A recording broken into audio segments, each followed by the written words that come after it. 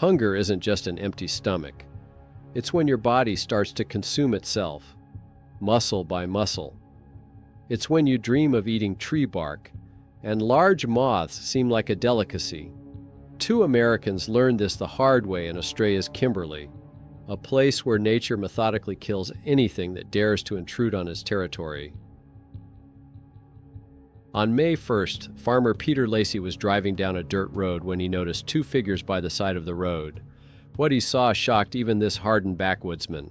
Standing before him were two human skeletons covered in tanned skin: Will Chaffee, an 18-year-old American, and Jeff Cunningham, a 33-year-old reptile expert. They had spent more than 60 days in the Kimberly Wilderness, lost a third of their body weight, and walked 155 miles through one of the harshest regions on the planet. The Kimberley in northwestern Australia is a world of red sandstone plateaus where tropical forests give way to scorched deserts. During the rainy season, the climate turns into a hellish steam room, and saltwater crocodiles up to 22 feet long patrol the muddy rivers. Wild boars blaze trails through impenetrable thickets, and poisonous snakes and spiders lie in wait for unwary travelers. This is a territory that does not let the weak survive. Will Chaffee arrived in Australia as a lost 18-year-old, fleeing a string of failures at an elite New England school. A bicycle accident in high school left him with a concussion that impaired his ability to concentrate on his studies. His grades plummeted, conflicts with administrators nearly led to expulsion, and rejections from prestigious colleges dealt a final blow to his self-esteem. Australia became a symbol of escape for him, a continent where he could rewrite his story from scratch. Meeting Jeff Cunningham in a Queensland nature reserve changed Will's life forever. The 33-year-old snake and lizard researcher had what the young man lacked: a clear goal and a passion for studying wildlife. Jeff had already been to the Kimberley and knew about the unique rough-skinned python, a species of snake that scientists believed to be extinct until the 1970s, when it was rediscovered in remote areas. Partial funding from Australian Geographic to write an article about the rare snake turned the dream into a real plan. The fateful decision was made in late February 1989. The rainy season in the Kimberley usually deters tourists, as flooded roads make the region virtually inaccessible by car. But Jeff convinced Will that the wet season was the perfect time to search for the snake. Reptiles become more active, and the high humidity increases the chances of encountering them in their natural habitat. The route was ambitious even by the standards of experienced travelers. From the Drysdale River through Prince Regent National Park to King Cascade Falls, a route that no European had ever completed on foot before. Equipment for a 6-week journey, including dehydrated food, fishing gear, and basic survival equipment, seemed sufficient for the successful completion of the expedition. On a morning in late February, a small mail plane took off from the airfield in Kununurra, carrying 2 Americans in their heavy backpacks. The pilot shook his head as he looked down at the endless red plains below, cut by canyons and covered with thick scrub. When Will explained the purpose of their journey, the pilot just repeated one phrase: "You're crazy. You're completely crazy." Looking down at the rugged terrain from above, even Will began to understand the scale of the challenge ahead. The plane landed on a dirt strip near the Drysdale River in complete silence. Will and Jeff unloaded their backpacks, said goodbye to the pilot, and were left alone among the red rocks and eucalyptus groves. Ahead of them lay weeks of travel through one of the most isolated regions on the planet, where the nearest civilization was hundreds of miles away. As the sound of the plane faded into the air, it dawned on both of them that there was no turning back. They stood on the edge of the wilderness with 6 weeks' worth of supplies and a vague plan. Neither of them suspected that this trip would be a life-and-death ordeal that would change their perceptions of their own capabilities. The first few days of the trip gave them a false sense of control. Will and Jeff followed ancient trails along the river, enjoying the cool morning hours before the sun turned the air into a furnace. Their backpacks weighed 25 kilograms each. 6 weeks of food, sleeping bags, a tent, fishing gear, and minimal survival equipment. The dynamic between them developed naturally. Jeff, with his experience in Kimberly, became the informal leader, choosing the route, navigating with a map and compass, and making key decisions about when to move on. Will willingly took on the role of performing the physically demanding tasks, building fires, setting up camp, and finding water. The 15-year age difference was noticeable, but it didn't cause any tension yet. The rainy season showed its true colors on the second day. Daily downpours began in the afternoon with frightening regularity.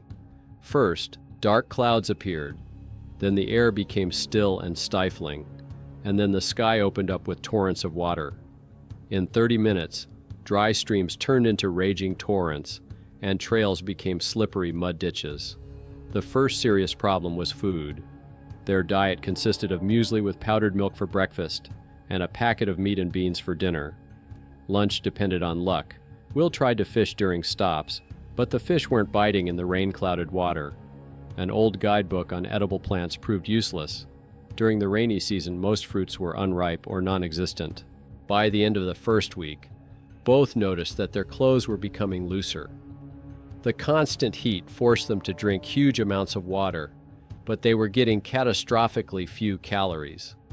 Will calculated that they were burning about 4,000 calories a day walking with heavy backpacks and getting no more than 1/500. The math was unforgiving. After 2 weeks of walking, the landscape began to change. The open plains gave way to dense tropical forests along the Prince Regent River. Giant eucalyptus trees up to 165 feet tall created a green tunnel where the humidity was so high that the air around them was almost tangible. It was here that they began their nightly search for the rough-skinned python. After dinner, Will and Jeff donned headlamps and roamed the forest, examining tree branches and crevices in the rocks. Jeff explained that pythons are active in the dark and can be detected by their reflective eyes. But after weeks of searching, they didn't find a single snake of the right species, only common pythons and venomous species, which they kept their distance from. By the end of the third week, exhaustion was evident. Will noticed that his face had become gaunt, and his ribs were visible under his skin. Jeff had also lost a lot of weight, but tried not to show any weakness. Their daily treks were reduced from 10 to 6 miles. They no longer had the strength to go any further. The mood began to sour. Minor annoyances, mosquitoes, wet clothes, tasteless food, now provoked outbursts of anger. Jeff became more withdrawn, and Will became irritable. They walked in silence more and more often, conserving energy and avoiding conflict. On April 12th, the 42nd day of the trek, they heard the sound of falling water ahead. Pushing through the thicket, they saw a sight that took their breath away. King Cascade Waterfall plunged 130 feet into a wide lagoon surrounded by red rocks and mangrove thickets. After weeks in the green hell of the tropical forest, this place seemed like paradise. Will and Jeff stood at the edge of the lagoon, unable to believe their eyes. They had made it. 155 miles, 6 weeks in the wilderness, losing a quarter of their body weight. All of that was behind them. In a few days, the Kimberly explorer would arrive to take them back to civilization. Jeff even joked that now they could put on their sunglasses and just wait. The first few days at the camp by the waterfall were spent in a relaxed atmosphere. Will and Jeff settled into a small cave above the waterfall, which protected them from the rain and offered a beautiful view of the lagoon. Their food supplies were running low, but that didn't bother them. The boat was due to arrive on April 23rd with tourists and, of course, food. The problems began on the third day of waiting. They ran out of coffee, then powdered milk, then rice. By April 18th, only the last packets of dehydrated meat remained. Will tried to compensate for the lack of food by fishing, but here he made an unpleasant discovery. The lagoon was home to saltwater crocodiles. Jeff told Will a story that had happened here just 2 years earlier. On September 24, 1987, 24-year-old American tourist Ginger Meadows was swimming in the same lagoon with her friend. They were standing waist-deep in the water when a 13-foot crocodile suddenly attacked. Ginger disappeared under the water and was never seen again. Her body was never found. This story haunted Will every time he approached the water with his fishing rod. Fishing turned into Russian roulette. He would sit on the edge of a cliff 10 feet above the water, constantly looking around for signs of crocodiles. Every ripple on the surface made his heart beat faster. On April 19th, his worst fear came true. Will was fishing from his usual spot when he noticed something strange in the water. What at first appeared to be a floating log was slowly moving against the current, leaving a V-shaped trail behind it. A crocodile about 15 feet long was swimming straight toward him. Time slowed down. Will saw the reptile's yellow eyes, toothy mouth, and powerful tail. The alligator swam within 30 feet, clearly noticing the man and the fish on the hook. At that moment, Jeff's cry rang out from above. "Alligator!" The reptile instantly disappeared under the water, leaving only circles on the surface. After that incident, the relationship between the friends began to deteriorate. Will spent hours fishing in dangerous waters, risking his life for a few small fish, while Jeff avoided the task, claiming he didn't know how to use a fishing rod. The pent-up frustration came to a head on April 20th. That day, Will caught a large fish that could feed them both. But when he handed the rod to Jeff, he managed to break it. The fragile rod snapped in half, leaving only the line. Will exploded with rage. This was their only chance to get food. The argument turned violent. Will yelled at Jeff, accusing him of being irresponsible and cowardly. Jeff snapped back that he was doing his best, and that it wasn't his fault he didn't know how to fish. They were both on the verge of a nervous breakdown from hunger and uncertainty. In the end, Will moved his sleeping bag out of the cave. The first time they had slept apart during the entire expedition. April 23rd was the day the Kimberly explorer was supposed to arrive.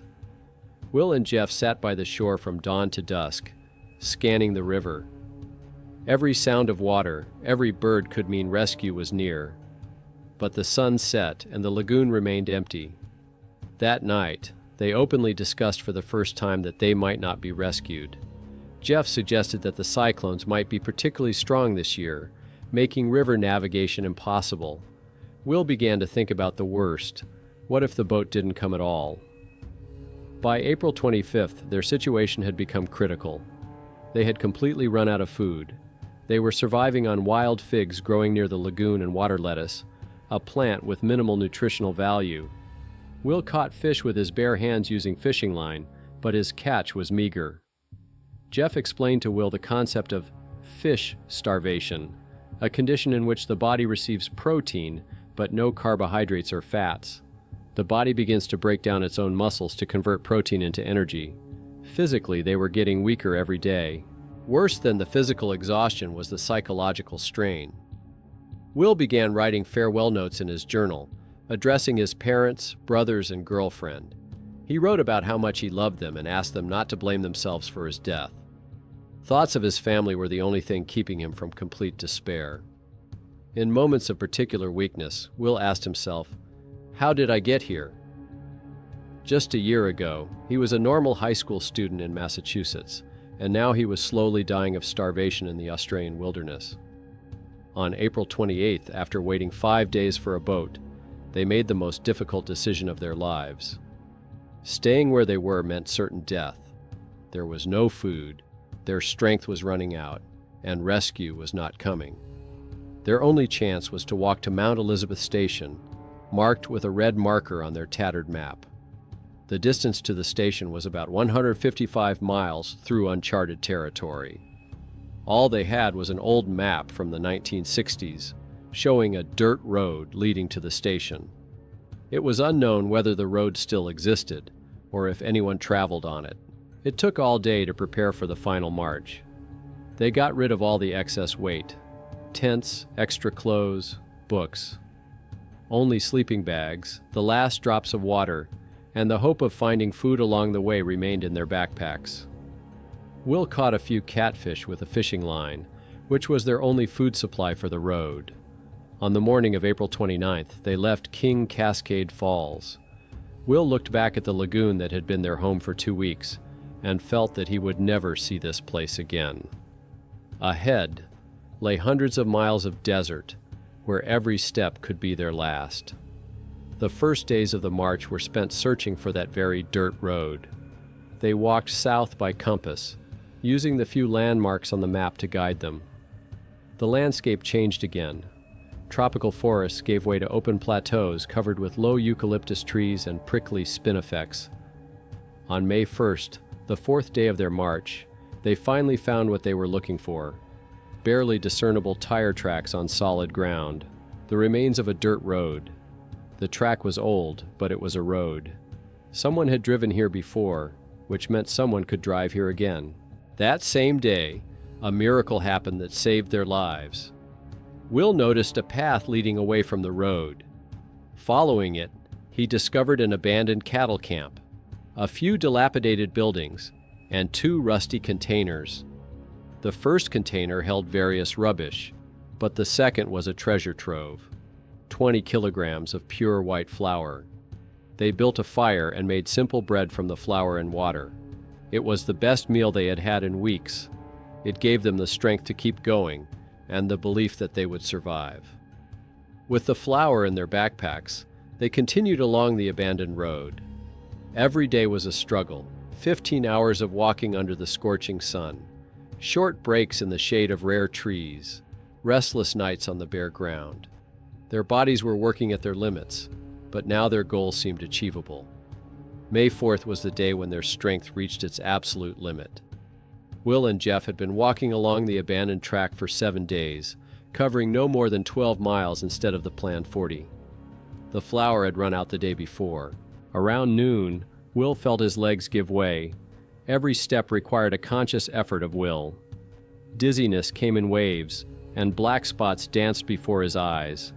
Jeff trudged behind, leaning on a makeshift stick. His face had taken on a waxy hue, his lips cracked from dehydration. But he stubbornly moved forward, knowing that stopping meant death. By 3 o'clock in the afternoon, Will stumbled and collapsed to his knees. His attempt to stand failed. His muscles simply stopped responding to his brain's commands. Jeff helped him up, but after a few feet, Will fell again. Both knew that they couldn't go on. More than 60 days in the wilderness, losing a third of their body weight, a week of marching through the desert. Their bodies had shut down. Will lay in the middle of the track, staring at the cloudless sky. His thoughts were confused, reality mixed with hallucinations. He saw his parents' faces and heard his mother's voice. "I'm sorry," he whispered. Jeff crouched down beside him, breathing heavily. 2 Americans who had dreamed of discovery in the Australian wilderness were now slowly dying under the merciless Kimberly sun. Just then, they heard a sound they hadn't heard in 2 months, the rumble of an engine. At first it seemed like a hallucination, but the noise grew clearer. A cloud of dust appeared through the eucalyptus trees. An old Jeep was slowly approaching along the broken road. Behind the wheel sat a middle-aged man with a dog. It was Peter Lacey, the owner of Mount Elizabeth Station. Peter stopped the Jeep a few feet away from the people lying on the road. What he saw shocked even this hardened resident of the Australian wilderness. 2 human skeletons covered with tanned skin, with sunken eyes and clothes hanging like sacks. The farmer got out of the car and approached them cautiously. Will raised his head with difficulty and explained in a hoarse voice that they were tourists who had gotten lost in the national park. Peter shook his head in amazement. He hadn't expected to see people in this wilderness before the dry season began.